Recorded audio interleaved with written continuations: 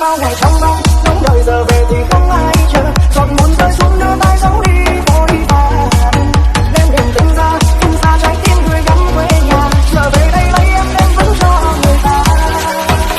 Cô đang dành cho ai đây bao nhiêu thương tư hàng hoa vai, cứ nghĩ là sẽ giữ mãi được tình bóng. Bao nhiêu lần đã đi vòng về nơi dấu yêu ban đầu, chẳng lòng đó bên nhau ăn bao câu hò. Đêm thâu lại lo âu không sao đâu, chia tay chẳng đau lâu. Phải chăng em đem tình yêu cho người khác, mời hai bên nước đục trong đời em sẽ vui nhiều không, hay là nước mắt ướt mi lưng tròng.